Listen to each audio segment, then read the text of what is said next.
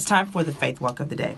And today I want to talk about Jesus. Well, I'm always talking about Jesus, but specifically Jesus and the disciples. So there were 12 disciples, right? He's fully divine, right? He's fully God. He's part of the Godhead. But he comes to the earth to have an earth experience, right? To teach us. Everything in the Bible is there to teach us something. There's nothing in the book that's like, oh, it's random, we can throw that away. If you dig and do your research, it's there for a reason, right? And it'll always reveal another truth that will help you get a better understanding of our relationship with God, right? I often say, I don't think that God is in heaven going, gosh, I didn't mean it for that to make it in there. Or I wanted more in there, but I just didn't know how to do it, So with that information, 12 disciples, right? Let's talk about people who are loners and people who say, I don't need nobody.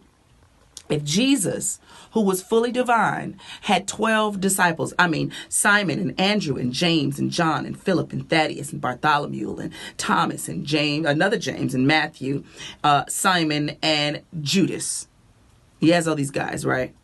Did I miss some? I missed some. You get the point. 12 guys, right?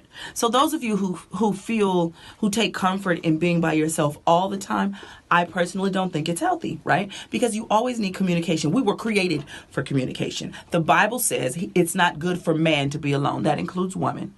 So I think you should always find a circle, a community. There's great safety in the midst of counsel. That's what the Bible says. There is great safety in the midst of counsel. So if your only point of reference is you need some other people around you.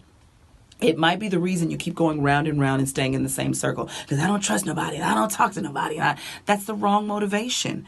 Negativity should never be your motivation for moving forward and doing things in life. There always should be some reason that's greater than you, to bless people, to bless God, to make a difference in the world. Not just because I'll show you.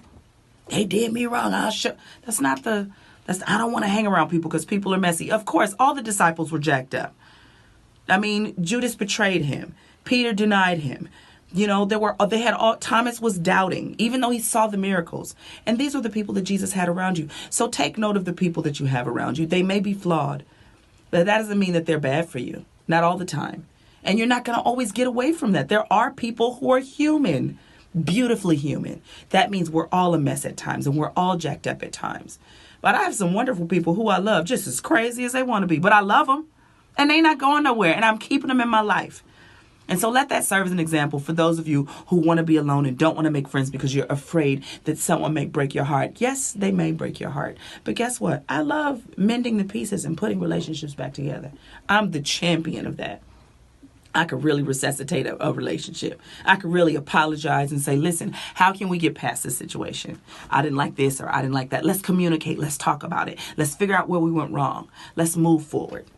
Let Jesus and the 12 disciples, who wasn't perfect guys, be an example to you of friendship and people that are around you that are beautifully human, which means sometimes we're jacked up, but it doesn't mean that we have bad hearts. We just make mistakes.